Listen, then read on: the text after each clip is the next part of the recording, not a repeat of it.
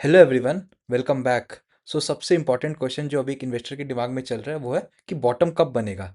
So I will help you answer this question. Lot of data points है मेरे पास, तो आइए स्टार्ट करते हैं।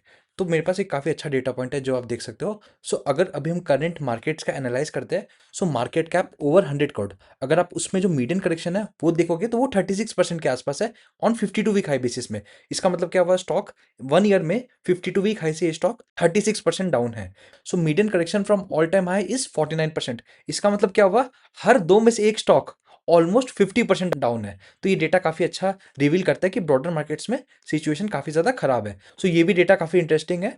Percentage of stocks which is down over 40% from all time high which is over 65%, and percentage of stocks which is down over 50% from all time high which is around 49%। So market cap over 1000 crore, अगर हम उसमें देखें तो median जो correction है 52 week high से वो है around 31%, and median correction from all time high which is around 43%। और वहीं अगर हम 10,000 करोड़ का मार्केट कैप देखें तो उसमें जो करेक्शन है 52 वीक हाई से वो है अराउंड 24%, और median correction from all time high is around 32%।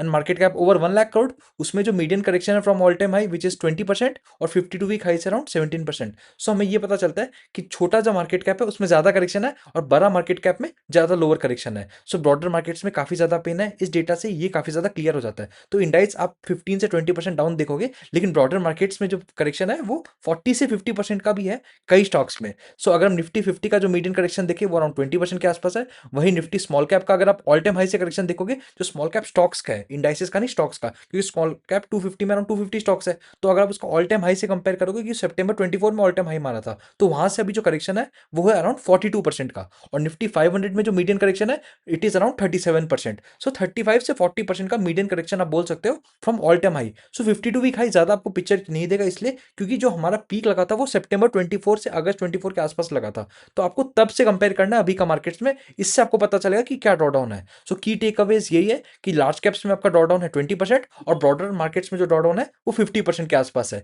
और almost half of the stocks over 100 crore market cap is down over 50% from their all-time highs. So when nearly 65% of the stocks are down more than 40%, it explains the deteriorating market breadth. So अभी का जो markets है वो काफी ज्यादा pessimistic है। अगर आप ब्रॉडर मार्केट्स को देखोगे तो उसमें काफी ज्यादा पेन चल रहा है। सो ये डेटा काफी इंपॉर्टेंट रहता है, क्योंकि बहुत जन आप देखोगे तो इंडाइसेस को बोलते हैं कि यार 10-15% ही इंडाइस गिरा है, ऐसा क्या हो गया है। लेकिन पोर्टफोलियो आप देखोगे वहीं 30 से 40% भी कई लोगों का डाउन है। डाउन इसलिए क्योंकि ब्रॉडर मार्केट्स में पेन चल रहा है। So carnage is clearly deeper in smaller companies. So I have one more interesting data, तो इससे आपको काफी अच्छा पिक्चर भी मिलेगा कि कब बॉटम लग सकता है हमारा markets. Median drawdown in stocks with market cap below 3000 crore from there 2017-18 peaks had reached around 65% pre Covid. In small cap and mid cap काफी अच्छा करे थे 16-17 वाला पीरियड में, और 18 से 19 2018 से 19 काफी अच्छा करेक्शन आया था। जो हम अभी करेक्शन फेस करें, ऑलमोस्ट सिमिलर लेवल का करेक्शन उस समय भी आया था, वो काफी ज्यादा पेनफुल था उस समय। तो उसमें जो ऑल टाइम हाई से जो करेक्शन था, जो मार्केट कैप बिलो 3000 करोड़ का कंपनीज है, वो 65% था, और अभी जो मीडियन ड्रॉडाउन है वो 63% हो चुका है। तो इससे पता चलता है जो सिमिलर लेवल का करेक्शन जो 18-19 के आसपास आया था वो हम अभी झेल चुके हैं।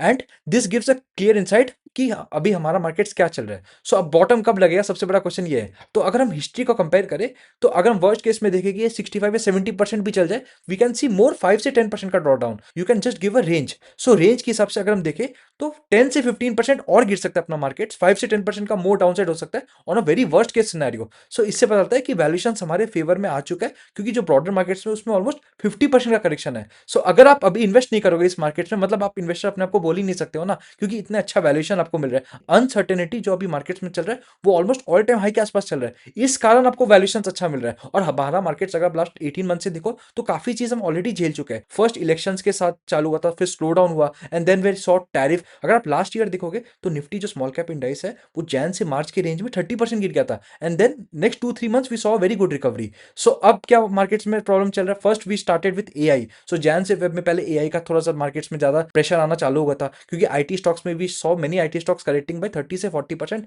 इन just a matter of 2-3 months. And then geopolitical tension जैसे एस्केलेट होते जा रहे हैं, हम देख रहे हैं कि क्रूड ऑयल का प्राइस अब $100 के आसपास आ चुका है, और वॉर में एस्केलेशन इंक्रीज होते जा रहे हैं। उसके कारण ही हमारा वैल्यूएशन करेक्ट हो चुका है। और अभी अगर हम इन्वेस्ट नहीं करेंगे तो कब इन्वेस्ट करेंगे। So as a long term investor these valuations offer a very good margin of safety. So अगर आप इन्वेस्ट कर रहे हो अभी, तो आपको दो तीन चीज ध्यान में रखना है। फर्स्ट, आपका जो हॉरिजॉन हो वो एटलीस्ट 2 इयर्स के ऊपर होना चाहिए, and secondly you have to be mentally prepared to take a drawdown of another 5 से 10% का।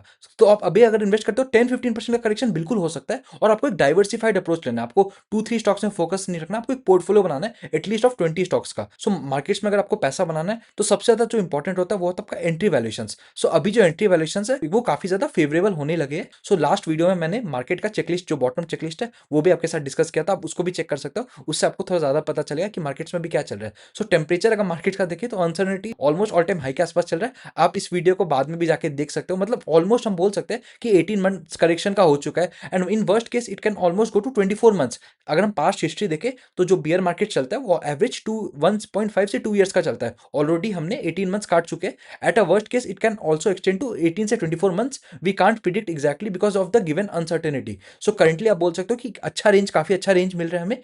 सी if you are a trader then I am not discussing with you. अगर आप इन्वेस्टर हो, this gives you a very good opportunity to start looking at markets very constructively. So I have one more data point. So historically Jan से March हमारा markets के लिए काफी अच्छा नहीं रहा है। मार्च के आसपास आप बोल सकते हो कि हमारा नेगेटिव रिटर्न ही रहता है, और इस बार भी यही हुआ है। Similarly we saw in 2020 Covid, 2022 as well Russia Ukraine war, last year भी हमने देखा था, और अभी भी ये रिपीट हो रहा है। इस साल भी अनफॉर्चुनेटली ये पैटर्न रिपीट हुआ है। सो ये सब स्टॉक प्राइस कैटलिस्ट है जो मैंने आज शेयर किया था। कोई स्टॉक को अगर बाई करते हो वो रीजन आपके पास मेंशन होना चाहिए। उससे क्या होता है, जब भी मार्केट्स में करेक्शन आता है आपके पास कन्विक्शन रहता है। So whenever market breadth deteriorates, stock price declines even when the underlying earnings trajectory of the business remains intact. So markets जब करेक्ट करता है तो बैड स्टॉक और गुड स्टॉक दोनों का ही करेक्शन होता है। In such phases it becomes important to revisit the original thesis behind owning a stock. Investment decision should be based on fundamentals rather than short term price movements. So as a investor हमारा focus होना चाहिए उनका long term potential of the business rather than the short term price movements. So जो price movements अभी currently चल रहा है they are dominated by the news flow. As long as the underlying thesis continues to remain intact, temporary corrections should not alter the long term conviction. At the same time, if there are any changes in the fundamentals or the original investment thesis, the position must be assessed objectively. So अगर कोई भी business में fundamental change आता है and then we have to revisit our investment position. सो जब भी कोई भी आप स्टॉक बाय करते हो, so I would suggest you to maintain like क्यों आपने स्टॉक को बाय किया, कोई स्टॉक को आप क्यों बाय करते हो। फर्स्ट हम थोड़ा रीजन समझते हैं। So we buy stock because of different catalyst, fundamental catalyst. So these are the fundamental catalyst which you can track. So first is operating leverage. So अगर ऑपरेटिंग लेवरेज आता है इसका मतलब क्या हुआ, अगर रेवेन्यू ग्रोथ आपका 20% से आ रहा है तो उस कंपनी का जो एबिटा ग्रोथ होगा वो 25, 30, 40% होगा। Why? Because the margin are expanding. Then we have sectoral tailwinds, positive product mix, capacity expansion, insider buying, management change, improving corporate governance, deleveraging, corporate action. अगर कोई भी आप स्टॉक बाय करते हो तो रीजन आपको मेंशन होना चाहिए, और मार्केट्स करेक्ट होता है then I see lot of people like exiting a stock only because the markets have corrected. So you have to look like जो रीजन आपने स्टॉक को बाय किया था वो रीजन वैलिड रहता है कि इनवैलिड रहता है। अगर ये इनवैलिड हो जाता है तो आपको एग्जिट करना है, ना कि आपको स्टॉक का डेली गेन्स देखे, क्योंकि you are not a trader, you are an investor. First आपको ये डिसाइड करना है आपने स्टॉक बाय किया था एज अ ट्रेडर की इन्वेस्टर। सो आप एज एन इन्वेस्टर अगर आपने कोई स्टॉक को बाय किया तो आपने कोई फंडामेंटल रीजन से बाय किया था, सो वो आपको फंडामेंटल रीजन में फोकस रखना है, and if it stays invalid then you have to exit.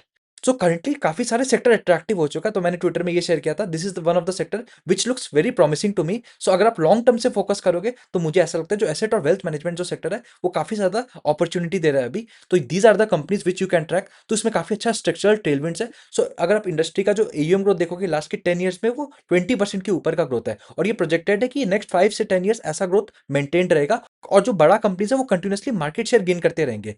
So these are the companies which look very interesting. JM financial, इनमें 41% का करेक्शन आया। Then Motilal Oswal, so this is a very interesting business. इनका भी काफी diversified business model है, whether it's asset और wealth management plus other verticals as well. उनका housing finance का भी वर्टिकल है। Then we have Angel One, Nuvama, these all 4 companies if you track, इनका जो फॉरवर्ड मल्टीपल है वो 20 के भी नीचे आ चुका है। Then we have AMC like HDFC AMC, ICICI AMC. So AMC का वैल्यूएशन अभी थोड़ा सा प्रीमियम चल रहा है। सो उनका अभी शॉर्ट टर्म में मार्केट्स में ये सब बोल सकते हो कि कैपिटल मार्केट सेगमेंट इंपैक्टेड है because of the low market activity. ऐसी मार्केट्स चलने लगता है so these stocks will go at a twice of the pace. So ऐसे ही काफी सारे और भी सेक्टर्स है, मैंने बस आपके साथ एक सेक्टर डिस्कस किया। So these are the few sectors which I posted. Like इनका जो Q3 FY26 का रिजल्ट है, इनका काफी अच्छा रिजल्ट आया। Whether it is auto ancillary, many auto ancillary, उनमें भी काफी अच्छा करेक्शन है 25 से 30% despite of the growth. So many auto ancillary अगर आप उनमें देखोगे तो उनका जो फॉरवर्ड पेग रेशियो है वो 1 के नीचे आ चुका है। सो उनका फॉरवर्ड पी 20 के भी नीचे है। तो then we have recycling companies, उनका भी काफी अच्छा कैपेसिटी एक्सपेंशन है, जो अर्निंग्स का जो विजिबिलिटी है वो भी काफी अच्छा है। Then we have jewellery retailers. तो ये पूरा सेक्टर ही अगर आप ऑर्गेनाइज प्लेयर्स रिटेलर्स देखोगे तो 20% से ग्रो कर रहा है। Then we have good value retailers which are growing at over 25%, either it's V two retail, style Bazaar. So ये सब सेक्टर्स को आप देख सकते हो। मैं ब्रॉडली आपको बस वही सेक्टर शो किया हूँ जिनमें काफी अच्छा रिजल्ट आया। सो स्टॉक लेवल काफी अच्छा अपॉर्चुनिटी है। So these are the broader level sectors which you can track in the current markets. Have a diversified portfolio of at least 8 sectors, 8 to 10 sectors. So many promoters have started to buy their stocks. So this you can track in screener. So आप ये सब companies को भी देख सकते हो जिनमें promoter activity थोड़ा सा इंक्रीज होने लगा है। सेंको गोल्ड का प्रमोटर, देन आप देख सकते हो वेस्टर्न कैरियर्स है, then we have Jindal stainless, then have Shankara building, then Arcade, Thomas Scott. So ये सब कंपनीज को आप देख सकते हो जहाँ थोड़ा सा प्रमोटर एक्टिविटी पिकअप होने चालू हो चुका है। और ये सब स्टॉक्स में अगर मैं ब्रॉडली देखूँ तो इनमें भी काफी अच्छा करेक्शन है।